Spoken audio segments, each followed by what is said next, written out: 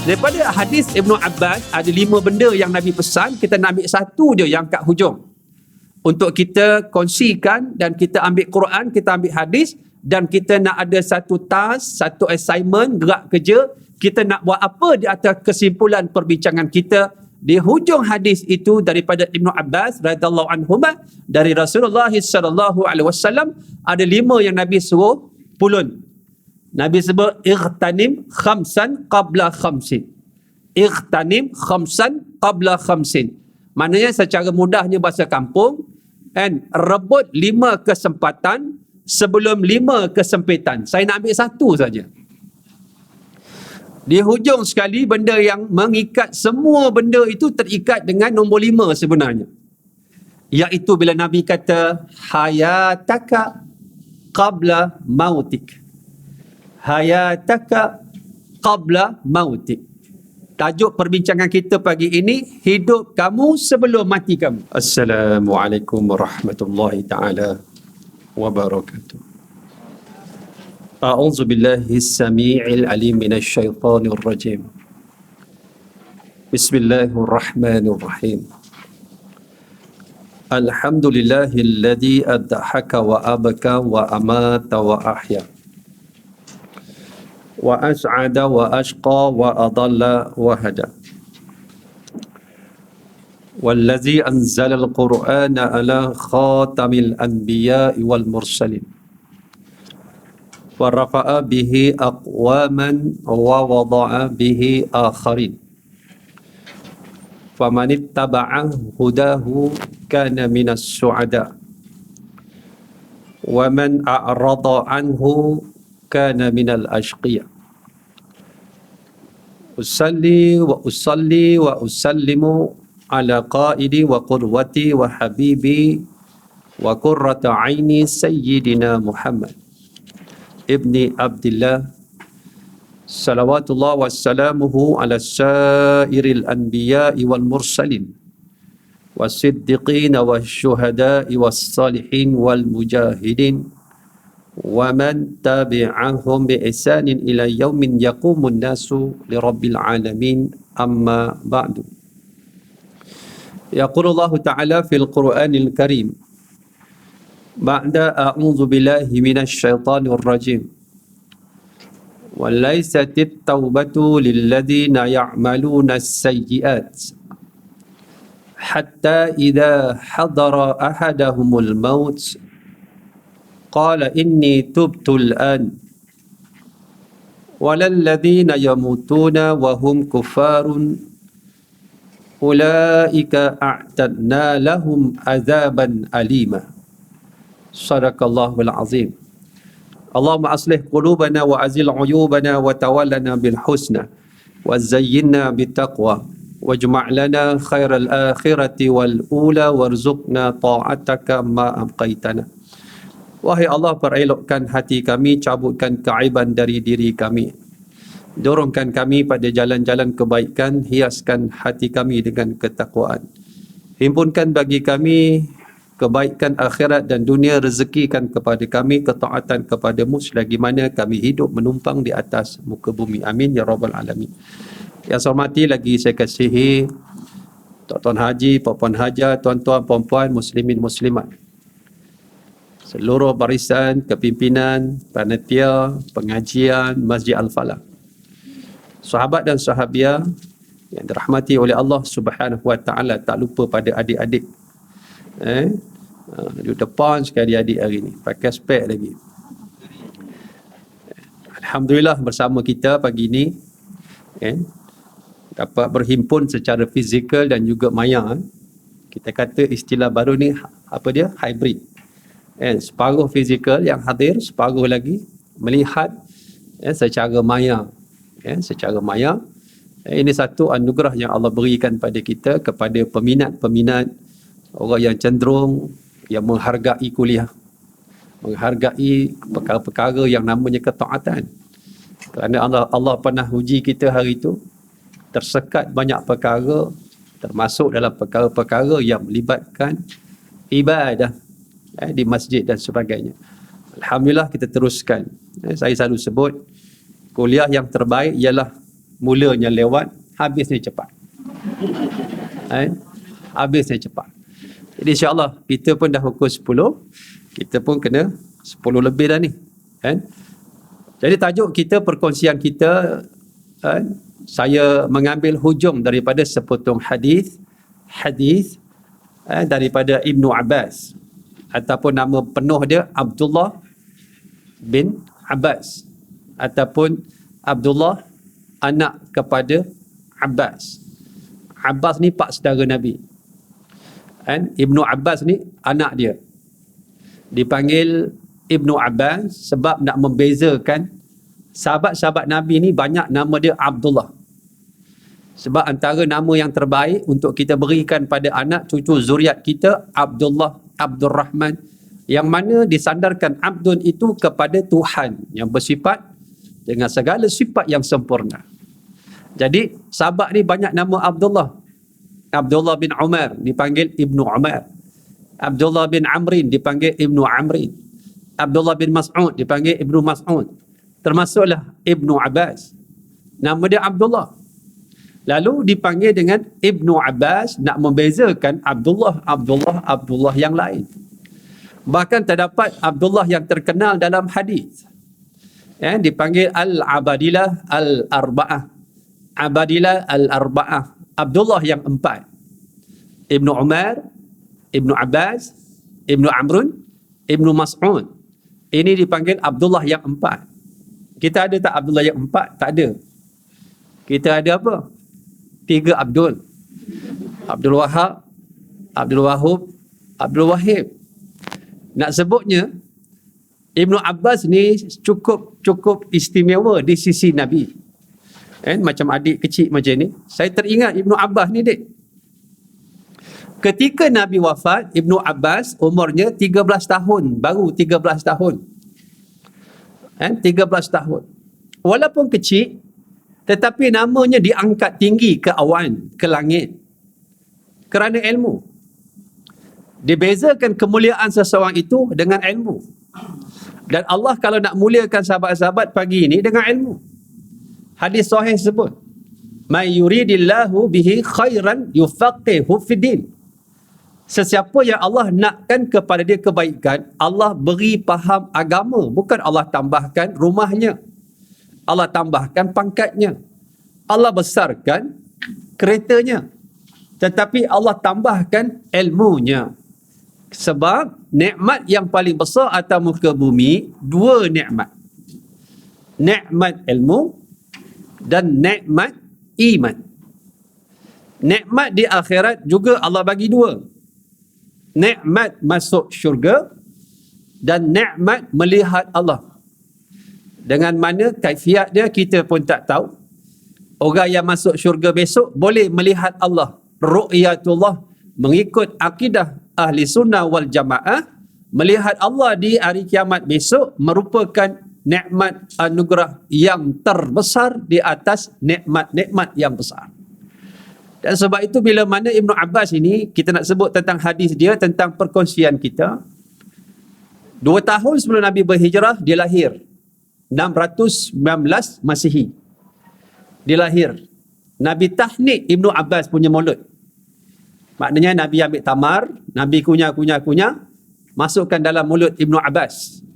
Maknanya lebihan daripada apa yang Nabi kunyah masuk ke mulut dia. Maknanya air liur Ibnu Abbas sejak kecil dah bercampur dengan air liur Rasulullah sallallahu alaihi wasallam yang mulia. Dan banyak Nabi doa untuk Ibnu Abbas. Allahumma faqihhu fid din wa 'allimhu ta'wil. Allah ajar faqihkan dia dalam agama, ajar dia ilmu tafsir. Dan Allahumma 'allimhu al-hikmah, wahai Allah ajar dia kepada kebijaksanaan. Banyak hadis-hadis doa khusus untuk Ibnu Abbas. Sebab tu Ibnu Abbas ini Allah bagi dia kelebihan, antaranya dia faqih dan dia boleh menafsir berlapis-lapis. Kita banyak tahu cerita ni. Dan kalau sahabat-sahabat pergi Mekah, pergi buat haji atau umrah, pergilah ke Taif. Dan walaupun Ibnu Abbas ini lahirnya di Mekah, berhijrah ke Madinah, kuburnya di Taif. Dan kalau pergi ke Taif, Masjid Ibnu Abbas, tempat dia mengajar, beribu anak muridnya. Sebelah masjid itu ada maktabah ataupun pejabat dipanggil muzium ataupun satu tempat disimpannya khazanah-khazanah, antaranya Quran yang ditulis oleh Bani Thaqif dengan tangan di atas batu. Bila mana zaman dulu kita terfikir Quran tulis atas batu, atas belulang kering, atas kertas, atas pelepah tamar. Tak boleh fikir kita. Bila kita pergi Taif, oh macam ni Quran atas batu. Dipahat. Cantik khatnya. Ada di Taif. Di antara maktabah dan juga masjid, dekat tengah-tengah tu ada tembok tinggi. Di belakang tembok ada makam Ibnu Abbas radhiyallahu anhuma. Daripada hadis Ibnu Abbas, ada 5 benda yang Nabi pesan, kita nak ambil satu je yang kat hujung. Untuk kita kongsikan dan kita ambil Quran, kita ambil hadis dan kita nak ada satu task, satu assignment, gerak kerja, kita nak buat apa di atas kesimpulan perbincangan kita. Di hujung hadis itu daripada Ibnu Abbas radhiyallahu anhuma dari Rasulullah sallallahu alaihi wasallam ada 5 yang Nabi suruh pulun. Nabi sebut ightanim khamsan qabla khamsin. Ightanim khamsan qabla khamsin. Maknanya secara mudahnya bahasa kampung, rebut 5 kesempatan sebelum 5 kesempitan. Saya nak ambil satu saja. Di hujung sekali, benda yang mengikat semua benda itu terikat dengan nombor 5 sebenarnya. Iaitu bila Nabi kata hayataka qabla mautik. Hayataka qabla mautik. Tajuk perbincangan kita pagi ini, hidup kamu sebelum mati kamu. Hidup kamu sebelum mati kamu. Dan apabila kita mati, kita akan membawa pengalaman peribadi yang orang tak tahu. Setiap kita ini akan mati. Ditulis di atas van. Di atas van jenazah, selalunya ayat 185 surah Ali Imran 185. Dengan penegasan daripada Allah, kullu nafsin dha'iqatul maut. Setiap yang bernyawa, mudah fahamnya bahasa kampung, setiap makhluk mati. Dia nak mati, dia mati. Dia tak nak mati pun mati. Erti kata lain, keliling kita yang nama makhluk, dia berakhir dengan kemusnahan. Kalau handphone, bila dia mati, bateri mati. Selipar kita mati. Apa tanda mati? Kena rembat. Basikal pancit, motor pancit, kereta rosak, cermin pecah, pokok tombang, baju faded, baju season, baju carik. Manusia, namanya Nabi, wafat. Namanya Raja, mangkat. Manusia, meninggal. Binatang, mati. Beritahu satu benda yang nama makhluk tak mati. Jawapan dia tak ada. Kenapa tak ada? Dia penegasan daripada ayat tu tadi. Kullu nafsin, dengan perkataan nafsin, dia tidak ada alif lam. Maknanya semua benda mati. Mati. Wa innama kullu nafsin za'iqatul maut wa innama. Apa sambungan dia? Wa innama. Apa sambungan dia? Dan akan dihimpunkan segala-galanya di atas apa yang kita lakukan di atas muka bumi. Innama tuwaffawna ujurakum. Perkataan ujur. Ini yang kita nak sebut ni, ujur, ujrah, upah, ganjaran, pahala. Bila kita mati pagi ni, kita ada 2 benda saja yang kita mampu menolong kita. Iaitu apa yang kita dah kumpul, ujur tu tadi. Apa yang kita dah buat bagi tadi, solatnya, yang kita dah buat kuliahnya, dah kita baca Qurannya, dah kita selawat atas Nabinya, kita sedekah ke atas masjidnya. Yang kita buat ini saja, setakat itu yang kita boleh bawa. Sebab tu dalam memahami hakikat, manusia lupa.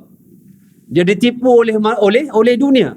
Sebab tu ayat ini, hujung tu disebut wamal hayatud dunya illa mata'ul ghurur. Dan tidaklah kehidupan dunia itu melainkan kesenangan mata al-ghurur, menipu. Kita kaya 60-70 tahun hidup, kita kumpul apa 70 tahun? Kumpul apa? 3 helai kain kafan saja yang kita boleh bawa. Kita tak sedar yang kita pulun siang, malam, pagi, petang, panas, hujan, letih, lesu, kita hanya mengumpul 3 helai kain kafan. Yang lain tak boleh bawa dan tak dibenarkan bawa. Walaupun kita wasiat. Ustaz, kalau I mati Ustaz, I nak kafan dengan kain sutera daripada Cina Ustaz. Kain songket penuh daripada Terengganu Ustaz. Jawapan dia tak boleh. Kerana ia termasuk wasiat yang fasid. Wasiat yang tak perlu ditunaikan. Sebab dia bertentangan dengan syarak. Sebab itu kehidupan kita ini, kita nak bawa apa yang kita dah kumpul pagi tadi, kita meninggal lah ni. Yang kedua, benda-benda yang boleh menyambung ke sana. Kita akan sambung saat lagi. Apa yang boleh kita dapat dalam talian hayat yang kita nak capai 5 benda insya-Allah. Jadi bila kita mati, ada satu penyakit menimpa kita. Penyakit penyesalan. Tu yang Nabi suruh cepat. Ightanim, apa ghanimah? Rebut sungguh. Sebab apa? Pintu akan tertutup. Dan antara pintu yang akan tertutup ialah pintu taubat. Dan bila kita mati, kita akan ditimpa penyakit penyesalan. Yang beriman menyesal. Sebab apa? Sebab tak buat banyak. Yang tak beriman menyesal. Sebab apa? Sebab tak sempat bertaubat. Bertepatan dengan ayat yang saya bacakan daripada surah, nama dia surah An-Nisa ayat 18. Walaisatit taubatu lillazina ya'maluna sayyi'at. Bukanlah taubat itu untuk orang-orang yang melakukan sayyi'at, kejahatan dan juga maksiat. Lalu hatta idza hadara ahadahumul maut, sampailah kepada mereka kematian.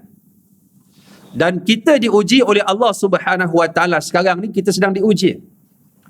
Jangan terlalu gembira dengan apa yang ada pada hari ini menyebabkan kita tidak bersyukur di atas kehidupan. Saya duduk ni di atas kerusi ini, pernah duduk di atasnya sahabat saya bernama Al-Fadil Al-Ustaz Al-Marhum Ustaz Rizwan Rahmat. Dia meninggal bila? Bulan Jun yang lepas. Dia duduk di atas kerusi ini. Sahabat-sahabat yang kehilangan seorang ustaz di atas kerusi ini, tak terasa ke kita kehilangan benda yang besar? Terasa. Terasa sangat. Masa saya itu sedang koma itu dekat Turki, satu hal koma. Satu hal pula ketika koma tu yang datang ialah sahabat-sahabat yang dah meninggal dunia. Datang pula Almarhum Ustaz Taliban. Datang pula Ustaz Rizwan Rahmat. Sebab kita ni bila nak meninggal, 100 hari nak meninggal, kita akan rasa menggigil. Orang nak meninggal dia rasa gigil dalam tempoh 100 hari. Dia rasa gigil, bukan demam. Apabila masuk 40 hari nak meninggal, kita punya pusat ni berdenyut-denyut. Pusat kita ni berdenyut-denyut. Pusat, kat pusat. Kan? Ketika 40 hari terkadang orang nampak malaikat, kelibat malaikat. Malaikat mula menunjukkan kelibat dia pada orang nak meninggal 40 hari. Sebab tu orang bila 40 hari ada yang terberak, terkencing. Mana tak terkencing kalau muka malaikat mengerikan. Mukanya menakutkan. Tengok cerita hantu Kak Limah malam-malam sorang-sorang pun nak tidur bilik pun, tak tidur masuk bilik pun tak berani. Ini muka yang lebih seram, lebih takut daripada hantu Kak Limah. Lagi pada satu benda yang menakut dan mengerikan di atas muka bumi yang tak dapat kita bayangkan, kita ditunjukkan muka tersebut. Wa na'udzubillah min dzalik. Memang tak boleh mengucap. Apabila masuk hari ke-7 nak meninggal, banyak benda pelik dia buat. Dia biasa isap rokok 4 kotak sehari, sebatang pun tak isap. Biasa dia buat satu perbuatan, dia lupa. Erti kata lain, dia tak buat, dia buat, dia tak pernah buat, dia buat, dia biasa buat, dia tinggal. Jadi yang nampak pelik siapa? Isteri dia, anak dia. Pelik abah ni. Pelik atuk ni. Atuk saya arwah, dia suka tengok dunia jam 10. Bila tepat pukul 10 malam, jangan kacau TV. Dia mengamuk. Saya tahu atuk saya macam mana. Pada malam dia meninggal, pukul 10 dia tak turun daripada bilik dia. Dia tak keluar. Yang perasan siapa? Isteri dia lah. Sebab tu kita ni ibu-ibu, yang perasan suami kita pelik, kita lah. Yang perasan isteri kita pelik, suami kita lah. Tiba-tiba orang yang dekat dengan kita tak perasan perubahan yang drastik dalam hidup kita, pelik. Saya pun naik dekat atas bilik dia, atuk dekat atas katil macam ni dah. Meninggal. Sebab itu benda pelik-pelik ini dalam 7 hari dia buat, selalunya. Siapa yang perasan, mula perasan? Isteri dia. Opah saya perasan. Pelik atuk kamu tak turun ni. Bilik dia kat atas. Saya naik tangga masuk bilik dia, dia dah baring macam ni, dah siap dah. Macam qiyam dah siap dah. Dengan wuduk dia lepas solat isyak dia dah macam ni dah, meninggal. Kemudian bila 3 hari nak meninggal, kat bahagian dahi ni, dia berpeluh, sakit. Dia sakit. Dan 2 hari sebelum meninggal, selalunya kita akan jumpa roh-roh orang dah meninggal. Itu yang bila saya sedang sakit itu tenat dekat Turki, kita dah tak ingat apa dah, tiba-tiba datang roh sahabat-sahabat dah meninggal. Saya rasa masa tu, apa yang saya fikir, mati dah aku. Hidung darah, mulut darah, berwaya-waya. Saya tak ada fikir apa dah. Nak fikir macam mana? Kita dah tak ada suasana berfikir, sebab kita nak cari talian hayat saat lagi. Apa yang kita nak capai pagi ni, insya-Allah. Sebab itu dia jadikan dahi ni sakit. Ketika 2 hari tu kita dah nampak roh orang-orang yang dah mati. Dan 1 hari sebelum dia meninggal, sahabat-sahabat orang nak meninggal, ubun-ubun kepala ni sejuk. Ubun-ubun ni sejuk. Dan saya pernah melihat orang meninggal. Kadang-kadang orang meninggal ni dia tak sama dia punya pengalaman dia. Ada orang meninggal, nak meninggal, saya pegang ubun-ubun dia lembik. Macam baby kan, baby kalau baru lahir, ubun-ubun ni lembik tau. Dan bila dia terperanjat, lembik ke dalam, lekuk. Tu orang tua kata kena sawan bajang lah, kena sawan lempuk lah, macam-macam sawan. Kerana baby ni dia mudah terperanjat. Kerana dia belum kuat. Dia punya kepala belum keras. Saya ni lembik. Lalu saya fikir, betul juga kot. Mungkin bak roh nak keluar kat sini. Dia lembik. Macam baby balik. Ini beberapa tanda. Dan sebab itu kita ini diuji oleh Allah sekarang. Dan ujian yang Allah beri ini hujung 2019. Nama dia Cik Corona. Dipanggil COVID, Corona Disease. Dipendekkan COVID-19 kerana dia datang 2019 hujung. Benda ni Allah pernah beri, nama dia flu Spanyol dulu. Bila? 1918 sehingga 1920. Selama 2 tahun yang membunuh hampir 50 ke 100 juta penduduk dunia. Namanya flu Spanyol, selsema Spanyol. Kenapa nama dia flu Spanyol? Walaupun bermulanya di Kansas City, USA, kerana diperkenalkan oleh wartawan Spanyol. Daripada USA, dia merebak pergi ke Perancis, Itali, lalu sampai Spanyol dan diperkenalkan oleh wartawan Spanyol. Maka flu Spanyol, selsema Spanyol yang membunuh ramai manusia, khususnya di bahagian Eropah. Yang mana sahabat-sahabat, Allah ulang balik pada 2019, kita membaca sejarah berulang. Dan pentingnya kita memahami sejarah. Sejarah orang dah meninggal yang baik, sejarah orang yang dah meninggal, Allah tunjukkan dalam Quran, dalam hadis, pengalaman-pengalaman yang tak baik.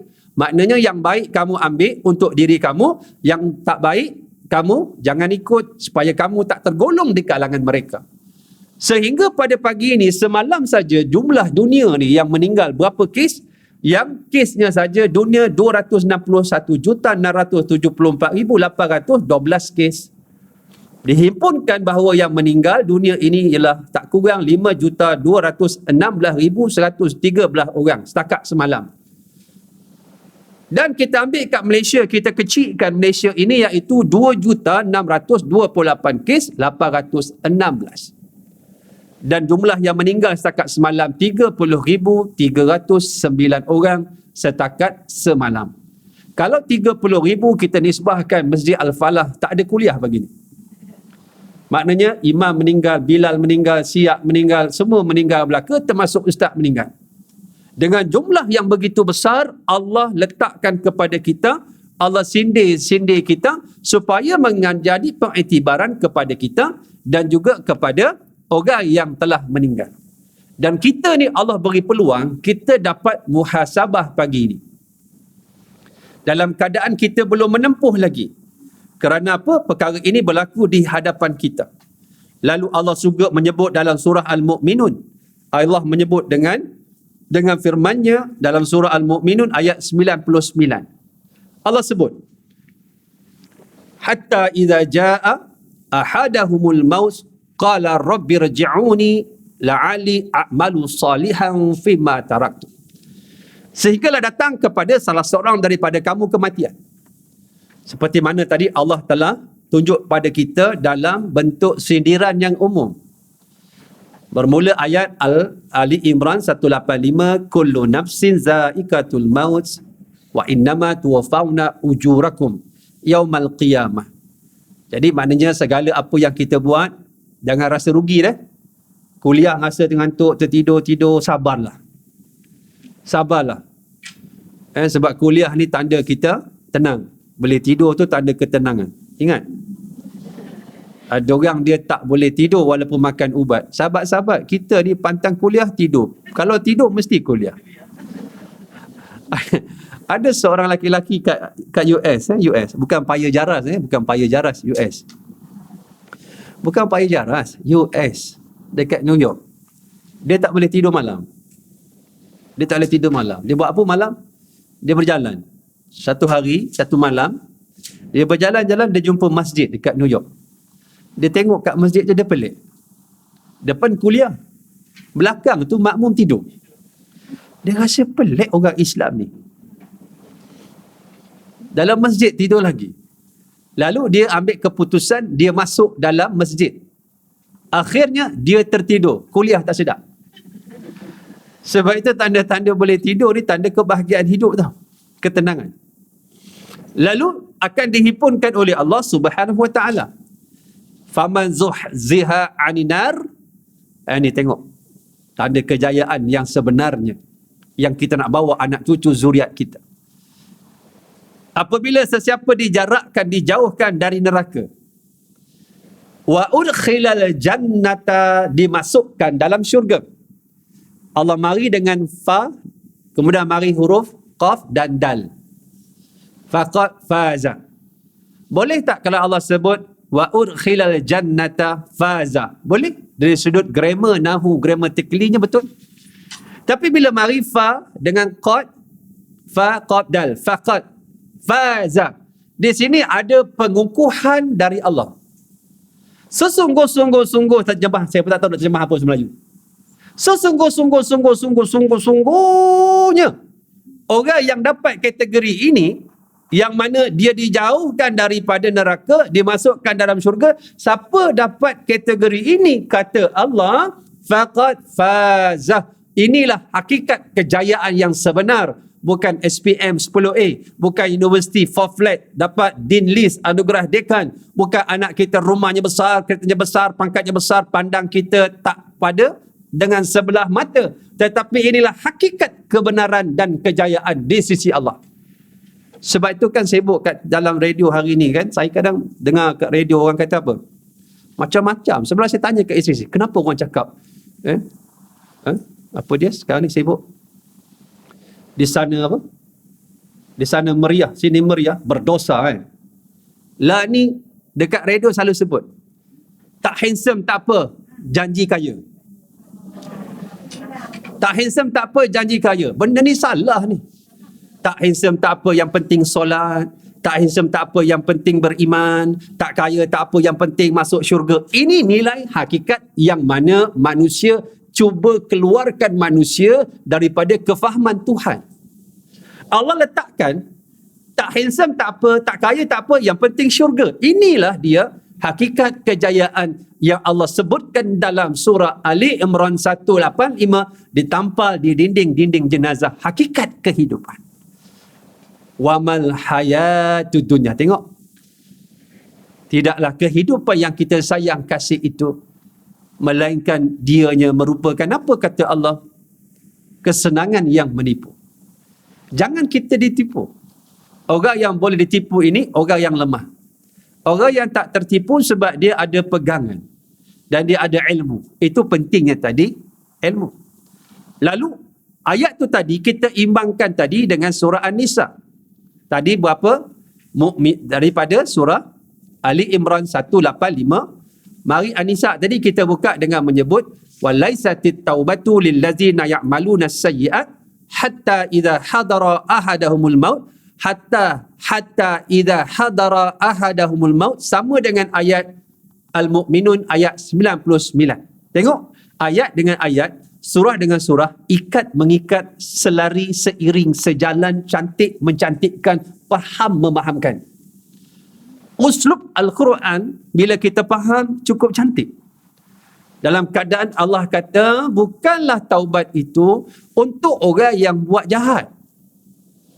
Kita ni buat jahat, tiba-tiba mati buat kejahatan. Jangan.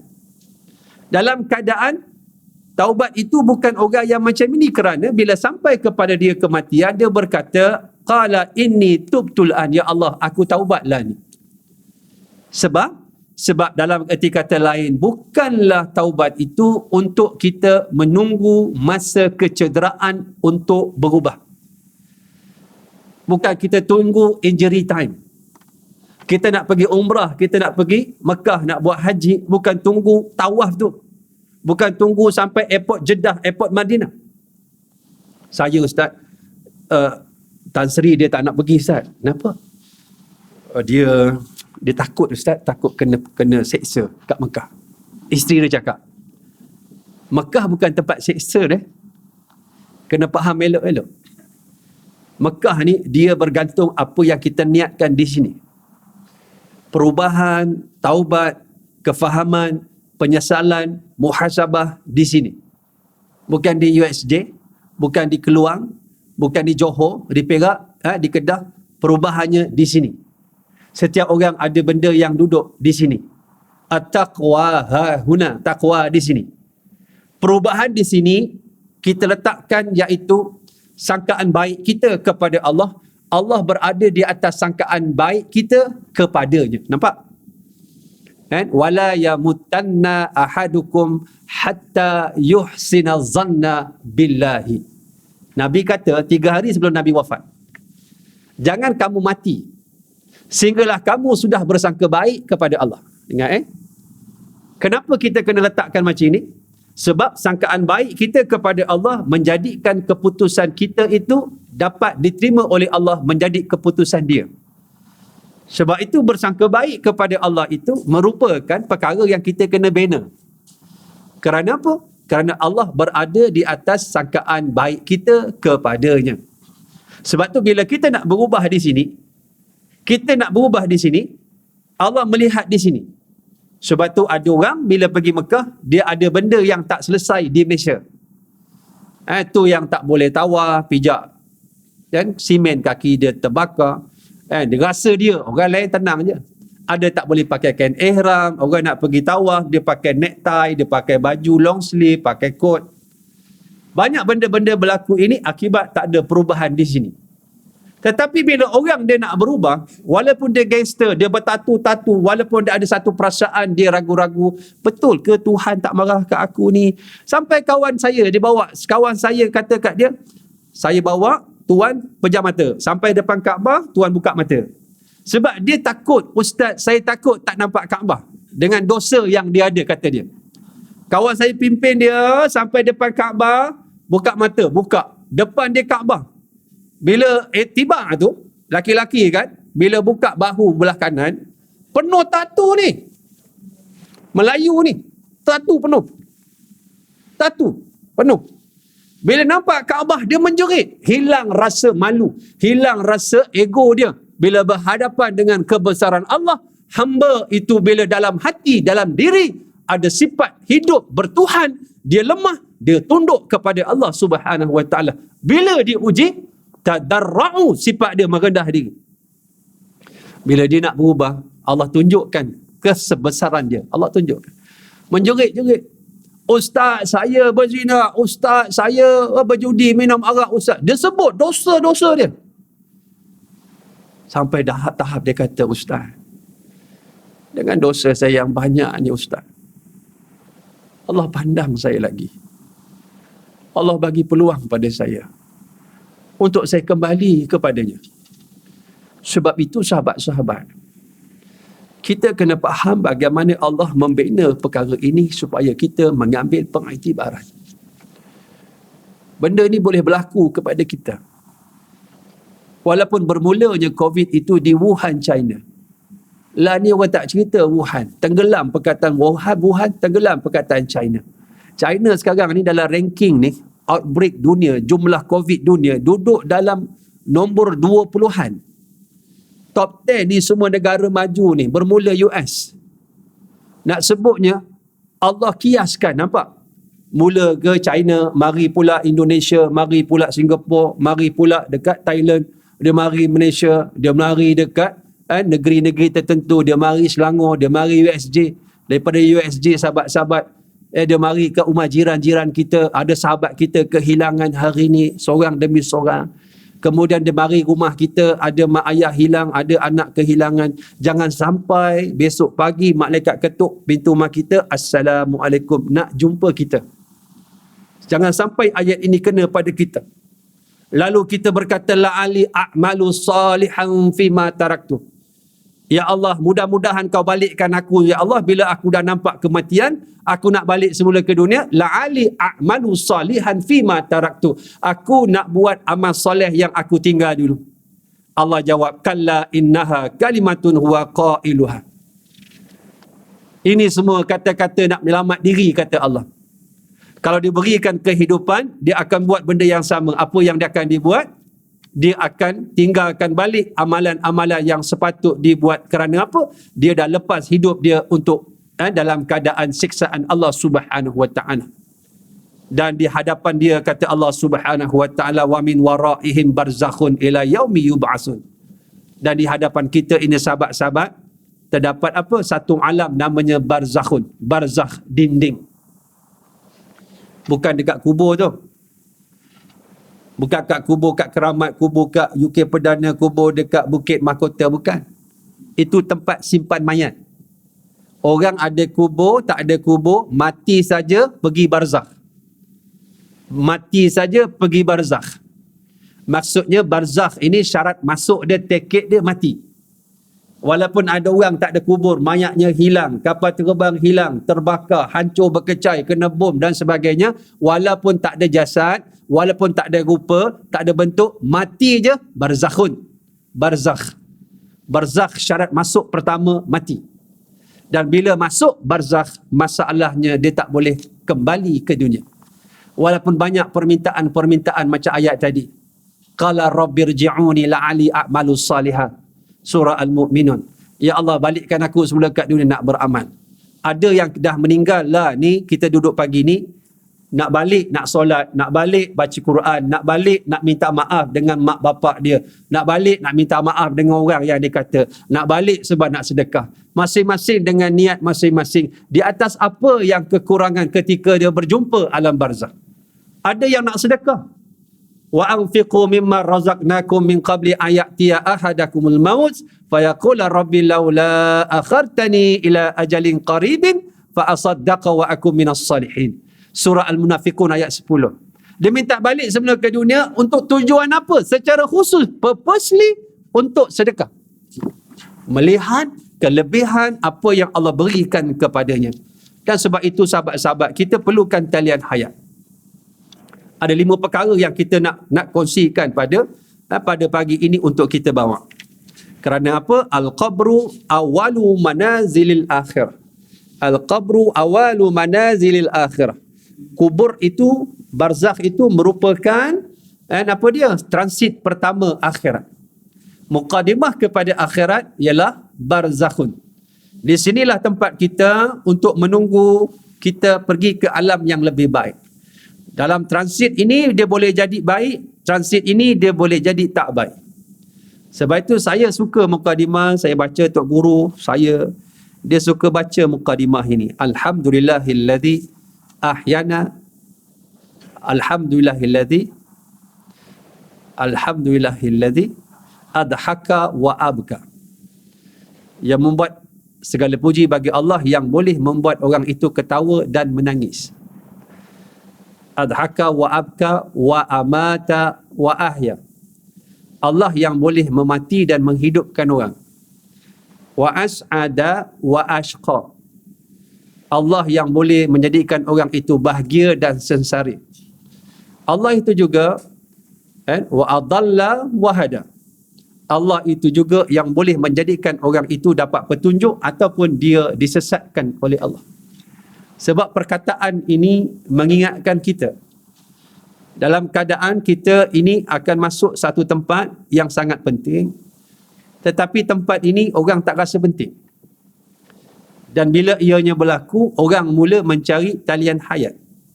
Dan talian hayat inilah yang kita nak kongsikan untuk kita dapat. Bila nak cari? Sekarang. Kerana talian hayat ini dia akan habis. Dan bila kita nak mati, sahabat-sahabat, kita lemas. Bila kita lemas, kita mencari bantuan-bantuan yang boleh menolong kita. Kadang-kadang Allah bagi dia sikit-sikit supaya dia sedar. Kadang-kadang Allah bagi terus. Kadang-kadang Allah tak bagi langsung, terus Allah matikan dia. Wa na'udzubillah min dzalik. Allah sebut dalam surah namanya surah Luqman ayat 31-32. Kita ni bila lemas tuan-tuan, kita tak kira apa dah. Faham? Kita ni bila lemas, tahu lemas? Bila kita lemas dalam air, apa kita buat? Mencari benda yang boleh menyelamatkan kita. Bila kita nak lemas, buaya lalu, okey? Buaya pun kita paut. Buaya tu lalu kita paut. Bila buaya kena paut, buaya pun baca doa dah.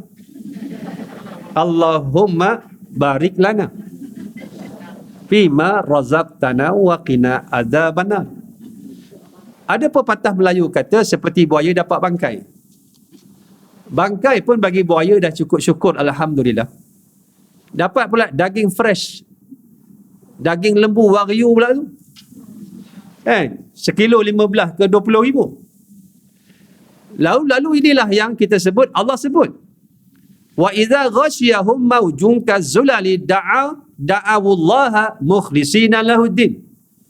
Dan apabila mereka itu dipukul ombak yang cukup besar, kazzulal seperti apa? Gunung. Tengok tsunami macam mana? Tingginya air itu berapa kali pokok kelapa? Air ni tajam tau, bisa. Cuba tengok bila banjir dekat Pahang, kami turunlah. Masa banjir, tengah banjir, lepas banjir. Proses banjir ni awal makanan, tengah bila dah surut, bersih, kita nak bersihkan rumah dengan manpower. Yang ketiga, nak repair rumah bila dah hancur tu. Ada rumah yang hancur, kita buat balik lah. Saya, Ustaz Dasuki, arwah Ustaz Rizwan. Kita turun dekat Johor, turun dekat Pahang, dia dah tak ada lah ni. Sedih betul saya. Dia meninggal semalam, sehari sebelum meninggal, saya sempat pergi rumah dia. Bila dia ni, doktor, dia tanya doktor, hebat kan? Dia walaupun dia sedang sakit terkenat, dia waras. Sebab tu kita ni anugerah Allah, bila nak meninggal waras. Maksudnya boleh berfikir, boleh mengucap, boleh merancang. Dia kata kat doktor apa? Doktor, saya ni apa peluang hidup? Ni, Ustaz Dr. Rahmat ni. Tak ada peluang. Tak ada peluang. Tak ada peluang saya nak keluar. Dia COVID tu positif. Saya nak keluar lah. Doktor kata boleh. Dia syarat-syarat dia, SOP dia kena ada surat. Surat mati semua sign. Kita pun carikan katil, carikan tong gas. Berpuluh ribu. Kami usah kumpul duit untuk sahabat kita ni. Dia nak apa? Ustaz Dasuki tanya, hantar nak apa Ustaz? Hantar perlukan apa? Katil, ambulans, katil hospital, tong gas tu berapa ribu harga tu. Kita cari sebab nak bawa balik rumah ni. Hebatnya kita tahu hikmah dia bila dia mati. Rupanya dia minta keluar tu je nak jumpa anak bini dia, nak jumpa kawan-kawan dia untuk dia sampaikan wasiat sebelum mati. Kalau dia mati dalam hospital, diuruskan, dia tak dapat bercakap dengan kawan-kawan dia, apa yang perlu dia lakukan, apa benda yang mesti dilakukan. Jadi apa yang terjadi dan terjadi. Bila saya dapat jumpa dia sehari sebelum dia meninggal, cuma bila saya pegang kaki dia, nak balik tu dia kata, "Ustaz, jangan balik Ustaz, rasa macam tak ada dah besok." Dia cakap. Dia pukul 12 tu dia telefon Ustaz Dasuki lagi tu. Dia meninggal pukul 2 lebih kat hospital Sungai Buloh. Bila dia dah keluar tu, dia masuk balik tu sebab oksigen dia dah teruk. Jadi dia pun tak boleh nak fikir apa dah.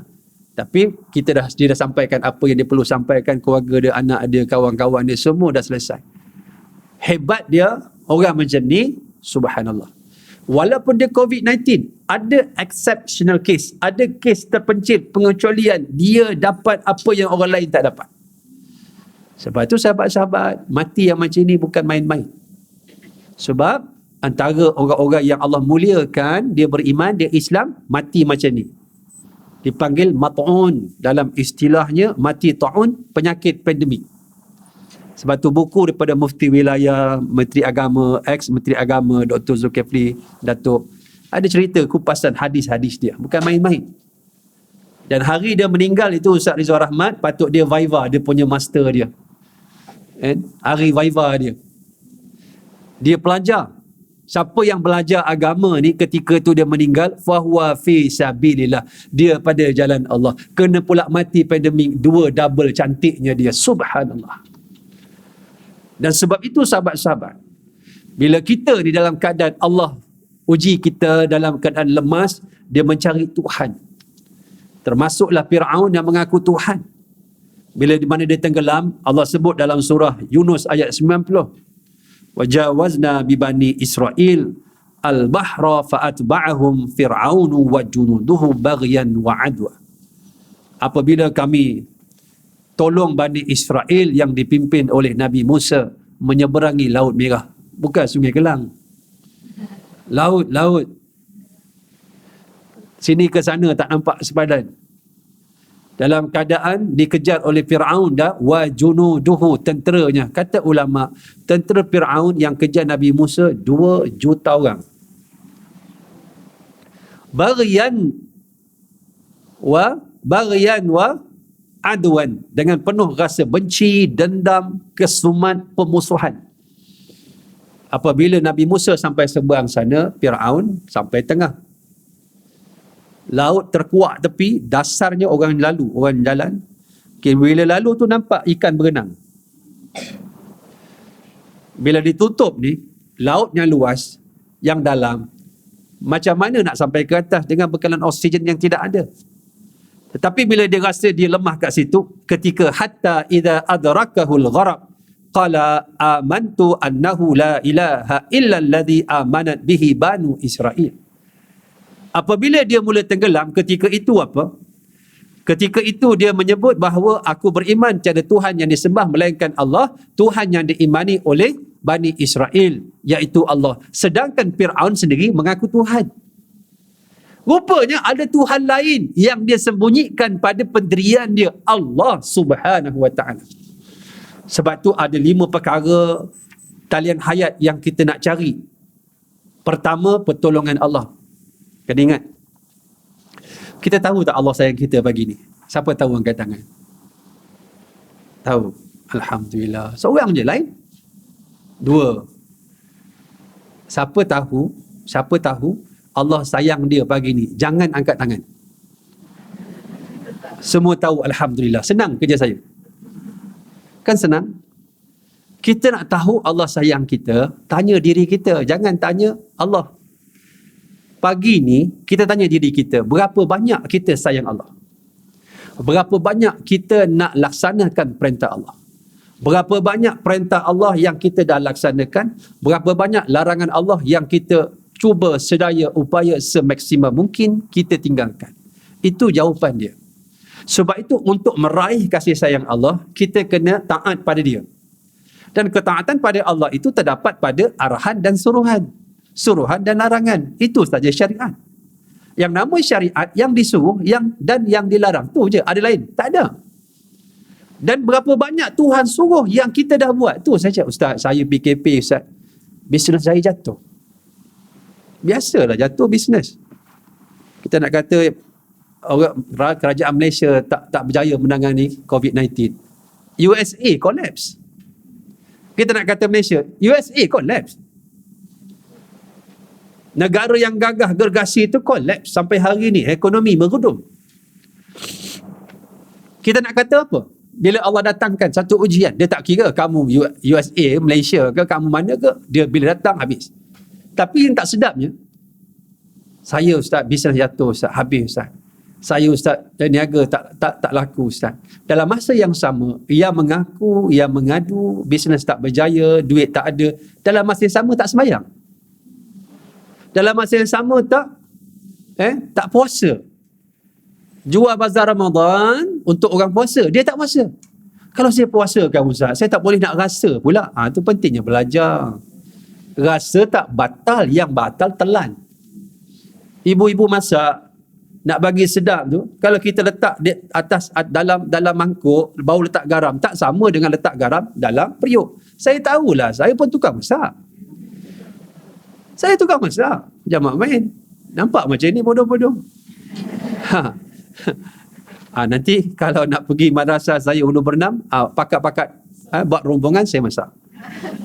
InsyaAllah. Orang yang datang madrasah saya kat Muar pun saya masak. Asam pedas. Kita tanya nak ikan apa? Ikan terobok, ikan apa? Tenggiri, ikan merah, ikan mayung, cakap je. You name it, we have it, insyaAllah. Masak untuk sahabat-sahabat yang baik, bagi saya tak rugi dunia akhirat. Apa masa nak rugi? Tak ada. Orang baik, orang soleh, kita pun sayang dia. Kita jamu yang terbaik. Itu yang kita nak. Sebab itu bila kita merungut, kita ni rasa Allah tak tolong kita, cuba tanya diri kita, ya Allah perintah kita buat tak? Tak buat. Tiba-tiba kita merungut, Allah tak tolong kita. Saya minta sahabat datang rumah saya, mesin rumput rumah saya. Habis mesin saya bagi RM300. Sahabat datang rumah saya, mesin rumput rumah jiran saya. Kemudian minta habis mesin rumput, minta upah saya. Saya bagi tak? Saya tak bagi tak. Tak mengikut syarat saya, tetapi nak duit upah dari saya. Pening lah. Allah suruh A, kita buat B, kemudian kita merungut. Allah tak bagi apa yang sepatutnya Allah bagi. Kita tidak mengikut syarat Allah. Ihfazillah yahfazka. Kamu pelihara Allah, Allah pelihara kamu. Kamu jaga hak Allah, Allah jaga hak kamu. Mudah saja. Sebab itu orang yang jaga hak Allah, Allah sebut dalam surah Ibrahim ayat 27. Ketika kita nak meninggal, yuthabbitullahu alladhina amanu biqauli thabit fil hayati dunya wa fil akhirah. Sebab tu bila kita terdesak ni, kita perlukan bantuan Allah yang pertama tadi. Allah yang jaga kita, sebab kita jaga agama dia ketika hidup, ketika mati Allah jaga kita, nak mati Allah jaga kita. Yuthabbitullah, Allah tathbitkan, dia boleh mengucap, dia tenang, dia tak payah, dia tak ada masalah bagaimana orang lain lalui. Yang kedua, kita perlukan pertolongan malaikat. Disebut oleh Allah Subhanahu wa taala surah Fussilat ayat 30. Innal ladzina qalu rabbunallahu thumma istaqamu. Adapun orang yang berkata Tuhan kami Allah, kemudian beristiqamah dengan tuntutan iman itu dalam hidupnya. Tatanazzalu alaihimul malaikatu alla takhafu wa la tahzanu wa abshiru bil jannati allati kuntum tu'adun. Maka ketika nak mati, dalam tafsir sebut turun malaikat yang banyak. Kita kalau mati orang soleh, malaikat beratur daripada jenazah kita sampai ke kubur. 500 malaikat. Cuma kita tak nampak. 500 malaikat meraihkan orang baik ketika meninggal. Sebab tu malaikat ni bila orang baik yang meninggal, dia mengambil tumpang tui tu. Dia tumpang kelebihan orang tu. Sebab tu bila dia orang tu baik, meninggal, malaikat rasa seronok nak tumpang orang tu. Bila dibawa ke langit, roh ni, pintu-pintu langit terbuka, malaikat berlomba-lomba. Seronok malaikat. Seolah-olah begini. Ni roh dia aku bawa. Aku pun tumpang, aku pegang kepala. Aku kaki, aku. Bila mana? Bila orang baik. Tetapi kalau orang jahat, Pintu langit tak terbuka. Berbau busuk. Malaikat komplain. Busuk. Apa ni? Busuk ni. Inilah ruh fulan bin fulan. Wa na'udzubillah. Sebab itu malaikat ini dia menolong kita. Termasuk hadis yang sahih juga. Man ahabba liqa Allah, ahabba Allah liqa'ahu. Siapa suka jumpa Allah, Allah suka jumpa dia. Siapa benci jumpa Allah, Allah benci jumpa dia. Maksud dia, ketika meninggal, yang baik ni malaikat datang dengan muka yang cantik. Tengok malaikat tu tak puas, memata memandang. Kaum Nabi Lut, bila malaikat datang jadi tetamu Nabi Lut. Nabi Lut, kaum dia syok dengan jantan. Jantan dengan jantan. Ada LGBT kata kat saya Ustaz, bila kita cerita tentang kasih sayang, Allah sedap juga syarahan dia. Islam ni bawa kasih sayang Ustaz, agama Islam. Saya dengar je, yelah. Bila saya sayang seseorang, walaupun dia lain jantina Ustaz, ataupun sama jantina, saya suka laki-laki, Ustaz halang saya, Ustaz menghalang kasih sayang Allah. Sedap juga ceramah dia. Jantan syok jantan. Saya tanya satu benda je. Tak apalah. Saya nak tanya satu benda je. Ya Ustaz, tanyalah Ustaz. Ini program tanyalah Ustaz. Ke Ustaz tanyalah. Ustaz tanya Ustaz jawab kata dia. Kalau kamu syok laki-laki tak apalah. Kalau itu nature kamu. Tak apa, saya anggap itu hak kamulah mungkin.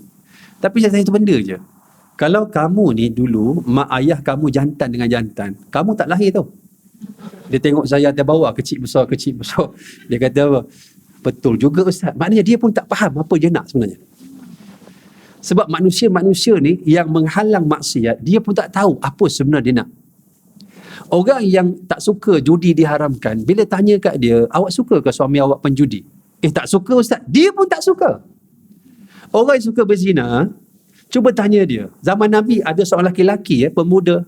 Dia kata, ya Rasulullah, ata'zinu li bizina. Boleh tak engkau izinkan aku berzina? Sahabat lain nak pukul dia. Korang hajar sungguh. Dia tak cakaplah korang hajar, korang kedah. Tapi nak sebutnya korang hajar sungguh. Depan Nabi minta macam tu. Nabi kata tak apa, biar aku yang jawab. Nabi kata apa? Sukakah kamu perzinahan itu berlaku kepada adik perempuanmu? Tidak ya Rasulullah. Aku sanggup mati kerananya. Kakakmu tidak. Ibumu tidak. Ibu saudaramu tidak. Saudara-saudaramu yang perempuan tidak. Kalau kamu tak setuju berlaku pada diri kamu, macam mana kamu bersetuju berlaku pada orang lain?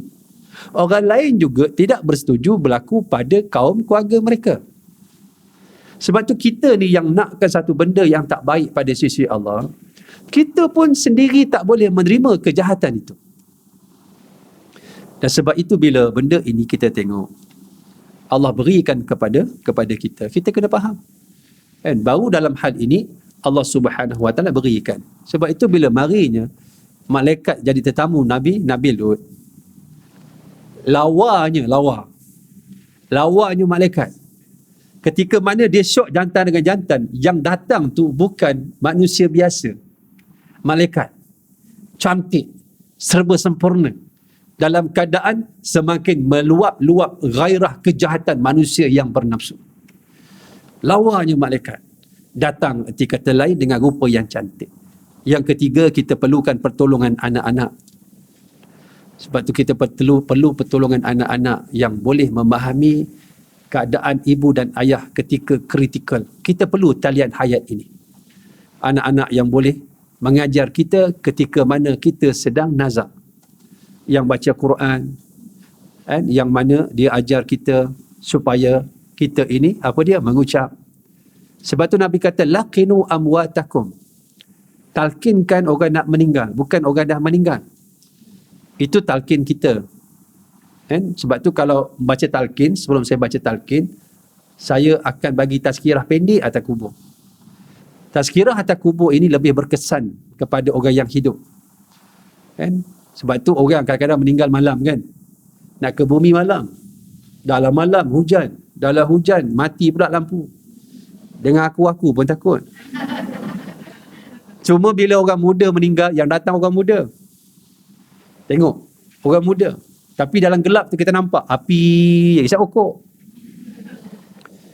Tapi bila kita kata, wahai sahabat yang dikasihi oleh Allah, telah pergi sahabat kita yang muda umur 21 tahun, dengan izin Allah Subhanahu Wa Taala, kita yang muda ini, yang tua ni tak mati ke?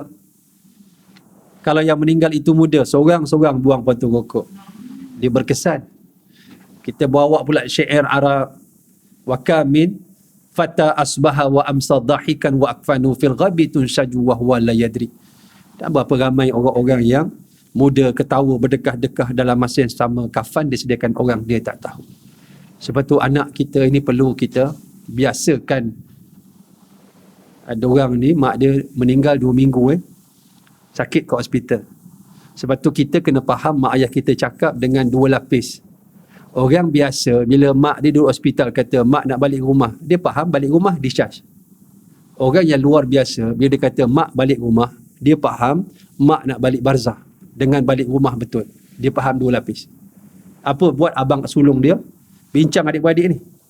Mak ni cakap pelik dah, aku tengok pelik. Kita ambil cuti semua. Adik-beradik pakat ambil cuti 2 minggu. Hari terakhir mak meninggal. Tengok. Buat apa ambil cuti? Buat apa? Sebab nak susun ni program mak ni. Pukul sekian-sekian siapa jaga, sekian-sekian siapa jaga, siapa nak ajar mak. La ilaha illallah. Siapa nak jaga ni? Sebab bila orang itu dia sedang nazak, dia cakap tadi, dia nampak roh orang mati. Antara yang datang roh orang telah mati, iblis dan syaitan. Tu yang dia menjerit-jerit mak ayah. Sebenarnya di hadapannya syaitan menyerupai mak ayah dia. Syaitan dia tak nak dia ni boleh mengucap. Sebab syaitan dia faham hadis Nabi, man kana akhiru kalamihi la ilaha illallah dakhala jannah. Siapa akhir hidup dia mengucap la ilaha illallah, dia masuk syurga.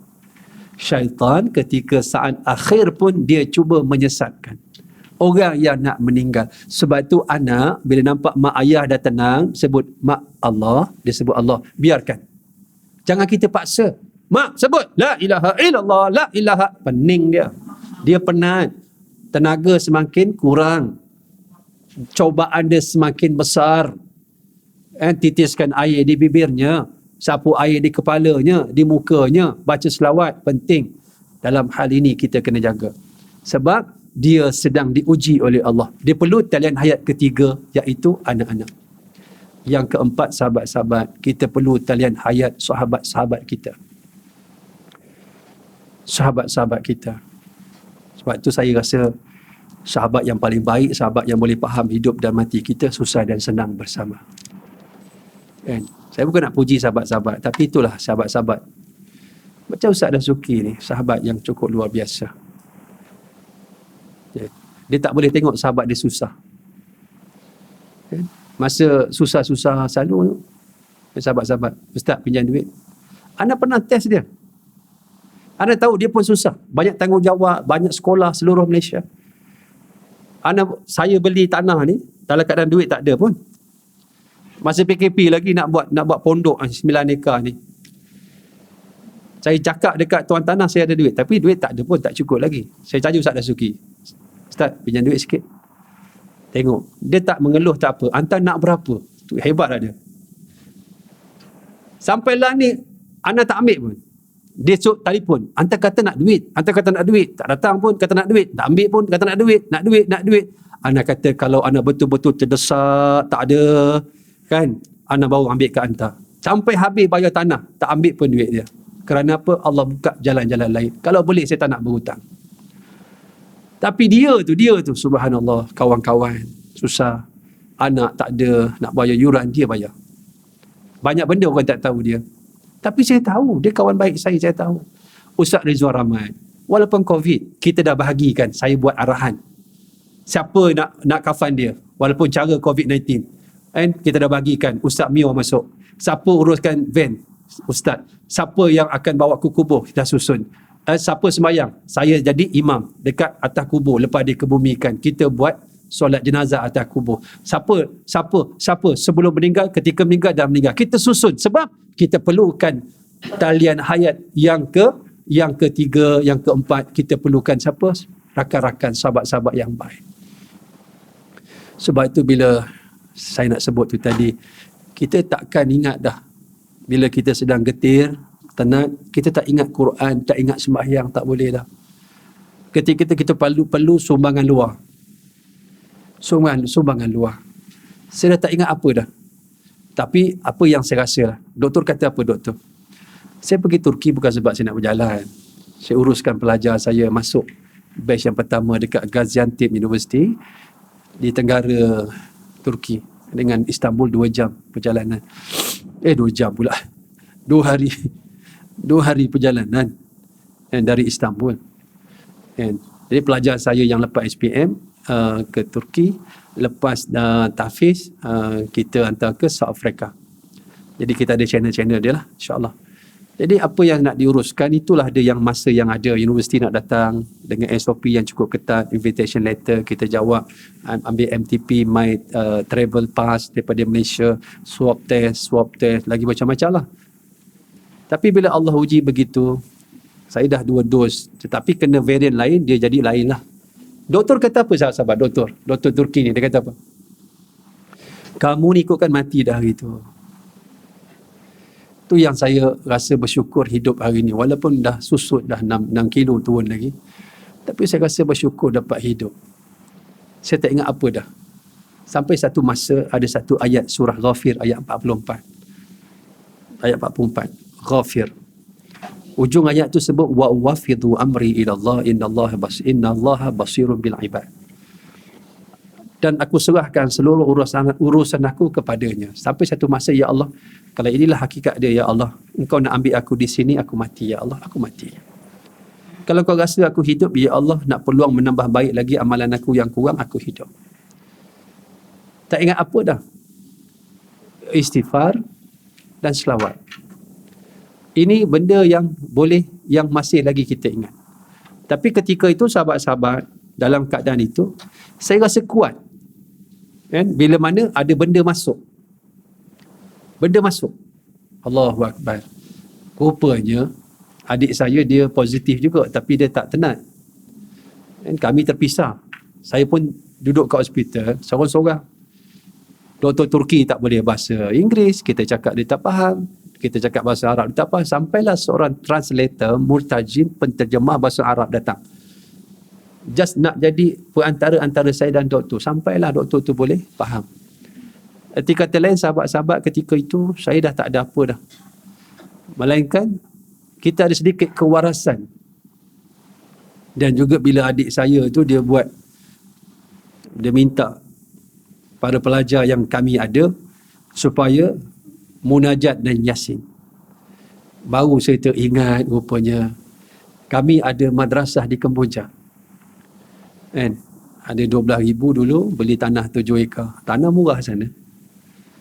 Pelajar yang saya ambil daripada Kemboja 2 orang, hafal Quran habis, hantar Naratiwat Universiti habis, jadi mudir sana sekarang. Kita rupanya ada madrasah di Bangladesh. Kita buat madrasah untuk anak yatim, orang susah. Rupanya saya ada anak murid di South Africa, belajar kitab lah ni. Kita ada pelajar kita di Malaysia. Bila adik saya hantar gambar, lepas tu saya tengok balik gambar-gambar tu. Orang-orang susah ni dengan Quran, dia ingat ustaz dia sedang kesusahan. Dan sahabat-sahabat kita daripada masjid-masjid surau, saya yakin dan saya sangat yakin bahawa inilah dia yang menolong kita. Ketika kita sedang kelemasan tu tadi. Maka inilah talian hayat yang keempat. Sahabat-sahabat yang soleh ingat kita. Sebab itu kita ni jangan rasa rugi dengan agama Allah. Jangan berkira-kira dengan agama Allah. Kita memerlukan mereka. Semalam dapat mesej seorang kan, hajah meninggal dunia. Dan dia orang baik. Sebab tu orang kalau ada sumbang untuk madrasah, walaupun RM1, saya RM1 ni saya mampu. RM1 bagi dia, bagi saya sangat besar. Sebab ada orang, dia hanya ada RM2. RM1 dia infak untuk Islam. Ada orang dia tak ada duit. RM1 saja harta dia, dia infak semua untuk Islam. Sebab itu jangan kita menilai RM1 itu kecil. Saya simpan nama dia. Dia kata apa? Ustaz, saya RM1 pun Ustaz simpan nama saya. Bagi saya, nama Tuan cukup besar, nama Puan cukup besar. Di sisi Allah lagi besar. Saya hidup ni, dengan bantuan orang miskin dulu. Sebab itu bila mana saya belajar kat Pakistan dulu, duduk kat kampung, pagi saya pusing kampung, ambil roti. Setiap rumah bagi roti. Sekeping, 2 keping, 3 keping. Ada sebuah rumah yang sangat-sangat daif. Rumah dia kalau kita bersin, hancur rumah. Setiap pagi dia bagi sekeping roti. Roti-roti ni kita bawa balik madrasah. Pukul 9 pagi, rehat, kita bagi anak-anak madrasah makan roti orang kampung. Agak-agak sahabat-sahabat, yang bagi roti sekeping tu, rumah nak rebah tu, nak roboh tu, agak-agak saya boleh lupa dia ke? Saya tak mungkin lupa dia sampai hari kiamat. Sebab sekeping roti saya jadi manusia hari ini. Sebab tu tak ada nilai yang kecil di sisi Allah. Cuma kita ni kadang-kadang merasa rugi untuk kita letakkan diri kita dalam benda yang kita mampu beri. Tak susah mana pun. Dan sebab itu kita perlukan bantuan-bantuan hayat ini. Talian-talian hayat ini. Dan bila saya dapat mesej daripada anak dia, mak meninggal, saya sebut kebaikan mak dia. Ya, bonda kamu sekian-sekian, orangnya baik. Saya kenal dia selalu dekat masjid sekian, surau sekian. Dan dia banyak menyumbang untuk kebaikan Islam. Dan saya panjangkan pada sahabat-sahabat, grup-grup yang saya ada. Kalau boleh solat jenazah gaib, buat. Nak sebutnya, hebatnya apabila dia meninggal dunia. Sebab tu kita ini, dalam hal ini kita perlu talian hayat. Kita perlukan sahabat-sahabat yang baik. Dan yang terakhir, yang kelima, kita perlukan talian hayat dari amalan-amalan kita sebelum mati. Idza matal insanu, dalam riwayat lain, idza mata ibnu adama, sekiranya mati seorang anak Adam, inqata'a, perkataan inqata'a bukan dia putus, terputus. Apakah benda terputus ni sengaja tak? Tak sengaja. Tak ada orang sengaja tiba-tiba potong tala bekalan elektrik rumah dia, tak ada. Melainkan dia tak mampu bayar, mari surat merah juga tak mampu, TMB datang potong. Sebab apa? Sebab dia tak mampu bayar. Terputus, terpotong bekalan yang sepatutnya ada. Sebab itu kita buat benda itu ketika hidup. Jangan rasa rugi. Benda-benda yang kita kumpulkan, benda-benda yang kita laburkan. Kerana perkara ini di sisi Allah besar belaka. Besar belaka. Semua itu menjadi apa yang kita boleh bawa ke sana. Sedekah jariah kita. Jangan berkira. Kemudian kita ada ilmu. Ada ilmu boleh mengajar anak cucu. Muqaddam, alif bata, qiraati. Jangan rasa rugi. Dan juga anak-anak soleh tadi mendoakan kita. Mudah-mudahan semua itu memberi kebaikan dalam kehidupan kita ketika kita senang, ketika kita sedang sakit, ketika sedang nazak, ketika kita mati. Hatta ada orang dah masuk neraka, dia berbual dengan ahli syurga. Dia kata, "Hei ahli syurga, kau kenal aku tak?" Dia mau kena kahwin. Kecik Kelantan lagi dia. Dia mau kena kahwin. Kau tengok macam kenai. Orang Kedah pula yang dalam syurga tu. Macam kenai. Aku di kat dunia pernah beri kamu segelas air. Ingat? Oh, ingat. Boleh tak kau doa ke Allah, minta aku ni masuk syurga sebab beri kamu segelas air? Tidak ada doa ahli syurga yang ditolak oleh Allah. Tidak ada. Hanya segelas air. Ada pula imra'atun mumissatun, perempuan pelacur. Beri anjing minum, bukan manusia. Masuk syurga. Pintu syurga yang banyak. Takkanlah satu pintu pun tak panggil kita, tuan-tuan, perempuan, muslimin, muslimat. Sebab tu kita kena banyak bersangka baik kepada Allah Subhanahu wa ta'ala. Jadi dengan apa yang Allah beri pada kita, peluang-peluang ini gunakan sebaik mungkin untuk kita isi dengan kehidupan yang baik, kehidupan beribadah, membina anak, tarbiyah anak cucu zuriat kita, kuliah kita, tambahkan kefahaman kita agar kita lebih cenderung, lebih cinta kasih kepada Allah dan agamanya, sehingga kita meninggal, kita akan dapat lihat di hadapan kita habuan-habuan kita.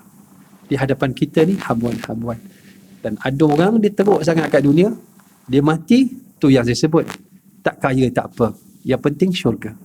Bila dia mati, dia melihat keindahan barzakh, dia lupa dia pernah susah di dunia.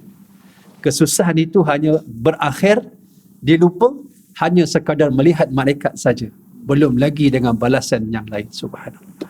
Sebab itu biar kita bersusah di dunia dengan agama Allah, akhirat insya-Allah. Dan pandailah Tuhan membalasnya. Jadi sahabat, saya sebut tu tadi, siapa nak ziarah, macam esok saya ada insya-Allah. Patut hari Selasa saya dekat madrasah Udu Bernam. Daripada rumah saya tak jauh, 50 minit saja atas highway. So laju sikit 45, laju sikit 40 minit, laju sikit alam barzakh, jangan cubalah. Dekat je sampai Tol Berang ke tapak madrasah 7 minit je, tak jauh. Sekarang dah dibuka, boleh datang. Ada sahabat-sahabat datang, saya cakap alhamdulillah. Kalau beritahu awal, kita tengoklah dengan apa kemampuan yang kita ada. Lah ni kita sedang membangunkan surau rumah inap hampir siap. Hujung bulan 12 ni rumah inap ni untuk tetamu-tetamu untuk guru. InsyaAllah hujung bulan 12 ni saya cuba bawa Tok Guru Tuan Guru Haji Asbullah Saleh, 96 umur dia. Ini Tok Guru saya, murabi saya daripada Muar. Sebab rumah ni untuk Tok Guru. Sebab saya punya tetamu tak sama macam sahabat-sahabat minta tamu. Sekali datang 5-6 kereta. Saya buat rumah dulu untuk pantau kerja-kerja madrasah, kerja-kerja surau. Jadi rumah hampir siap. Rumah hampir siap. Sebab Tok Guru ni lain ustaz-ustaz ni kan. Ustaz, ada rumah? Ada. Kami 5 kereta ustaz. 5 kereta. Kita masaklah 3-4 pagi. Ustaz nak datang, seronok kan? Seronok. Kita didik isteri kita pun jadi seronok macam tu. Datang rahmat ni, rahmat. Masaklah, kita tidur dalam kuali kan. Nak sebutnya kan. Ustaz-ustaz lain, dia punya hubungan dia lain lah. Lain. Itu seronok dengan ustaz-ustaz ni, saya suka sahabat-sahabat. Yang bukan ustaz pun sadar juga, kita sayang belaka. Jadi maknanya kita sedang bangunkan. Kat luar tu sahabat ada flyers kan. Saya kumpul 600,000, baki tinggal 190,000 saja untuk surau. Untuk surau, insya-Allah dalam 3 bulan ni siap surau. Surau siap, saya naik madrasah dengan classroom. Kemudian naik rumah guru, hostel. Lepas surau siap ni saya akan buat 2 pondok contoh. Harga saya belum finalize lagi. Lebih kurang dalam 38 ke 40 unit. Jadi pondok ni untuk dewasa berkitab. Pengajian dia saya akan buat di surau. Pelajar ni dia ada classroom dia. Dan saya nak ambil pelajar yang dah habis Quran 30 juzuk untuk kita tambahkan dengan kitab, ambil stamp, kita buat tahfiz stamp. Kalau dia grade boleh dapat diploma. Dan saya akan turunkan ilmu merawat perubatan Islam supaya lebih ramai lagi ustaz-ustaz yang boleh mengubat. Kena jin, kena apa. Kalau dia tak jumpa dengan ustaz, nanti dia jumpa dengan bomo je, jadi khurafat, jadi main jin dan sebagainya. Wa na'udzubillah. Jadi kita tak mahu ilmu-ilmu yang ditukunkan oleh tuan-tuan guru kita, Datuk Harundin, Ustaz Ismail Kamu, Datuk Ustaz Ismail Kamu berakhir. Jadi ini yang saya buat ni 9 ekar ni. Dan di hujung sana saya tanam pokok dan juga ikan 4 kolam. Asalnya paya tu hampir 2 ekar. Jadi saya repair dapat 4 kolam. Atas bukit tu durian tu pun yang infak semua sahabat-sahabat. Jadi sahabat-sahabat saya yang hari ni dia adalah ambil cuti. Pelajar sahabat-sahabat pensyarah universiti, masa dulu saya di universiti. Diorang ni alhamdulillah, walaupun engineer, lecturer electrical engineering, elektronik, tapi mereka ni ada jiwa Islam. Kami ustaz tak ada apa ustaz, kami tolong wiring, kami tolong piping, tolong tanam durian, jadilah ustaz. Saya cuma jamu mereka, masak-masak, beli ikan, saya masak, jamu mereka, nasi lemak sebungkus pagi. Saya rasa seronok dengan jiwa-jiwa macam ni. Ada orang yang minat dengan agama tapi dia bukan bidang agama. Kita bangunkan bersama. Jadi besok ada ikan, pelajar boleh makan, ada durian, boleh bayar bil elektrik. Saya membina ekonomi, generate untuk akan datang. Jadi sementara kita nak membina ni, kita perlukan kepada sedikit daripada sumbangan sahabat-sahabat lah. Siapa nak infak, terbuka lagi 190. Zakat pun boleh kan. Kita punya wakaf masih lagi kita buka. Masukkan nanti beritahu yang ni ustaz wakaf sekian, nanti saya bagi resit. Yang nak tolak nak pelepasan lembaga hasil pun LHDN pun boleh. Cuma saya akan bincang dengan yayasan lah. Yayasan saya yang boleh didap ni lembaga hasil dalam negeri. Saya cuba insya-Allah. Kita akan cuba. untuk sahabat-sahabat yang bekerja dan sebagainya. InsyaAllah kita cuba. Dan insyaAllah siap nanti di sana program kita qiyam, solat Quran, kitab, kita duduk dalam suasana ibadah. InsyaAllah tenang. Pagi berkabus, bunyi, Kak Mon tu Kak Mon, monyet, babi, kerbau pendek, menarik, sesuai untuk menenangkan jiwa. Kita bertafakur. Saya perlukan suasana macam tu ketika umur kita pun dah semakin tua ni. Saya perlukan suasana macam tu nak membina jiwa kita sendiri sebenarnya. Bila kita ajak kawan-kawan, tu yang saya buka pondok-pondok tu, insya-Allah saya kena temu juga lah. Jangan beli, wakam, tinggal, buat homestay, tak mau. Saya nak komitmen yang masuk dia belajar.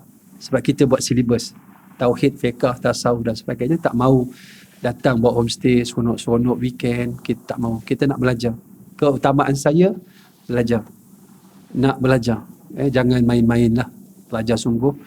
Biar kita hidupkan suasana beribadah itu dengan sesempurna mungkin. InsyaAllah boleh dan Allah manfa'na bima 'allamtana wa 'allimna ma yanfa'una. Ya Allah, manfaatlah pada kami dengan apa yang kau ajar pada kami. Ajarlah kepada kami dengan perkara-perkara yang bermanfaat bagi kami. Ampunkan dosa kami yang banyak, ya Allah. Siapa yang dapat mengampunkan dosa kami kalau bukan Engkau? Ampunkan dosa kedua orang ibu bapa kami, ya Allah. Ampunkan dosa ibu kami, ibu yang telah mengorbankan nyawanya melahirkan kami. Ampunkan dosa ayah kami, ya Allah. Ayah yang telah membanting tulang empat keratnya membesar dan mendidik kami. Ya Allah, rahmatilah kedua-duanya sebagaimana kedua-duanya merahmati kami masa kecil, menjaga kami dengan susah payah, ya Allah. Jangan Engkau jadikan kami anak-anak, ya Allah, yang boleh menjerumuskan kedua ibu bapa yang kami kasih, yang kami sayang ke dalam jurang api neraka-Mu, ya Allah. Ampunkan dosa suami kami, ya Allah. Suami yang banyak bersusah payah untuk kami, ya Allah. Suami yang kasih kepada kami, ya Allah. Ampunkan dosa isteri kami, isteri yang juga bersusah payah, ya Allah, bersama kami membina keluarga Islam yang Engkau redai. Ya Allah, ya Tuhan kami, Kau lembutkan hati anak kami, ya Allah. Terkadang anak kami jauh daripada agama-Mu. Engkau lembutkan hati mereka, ya Allah.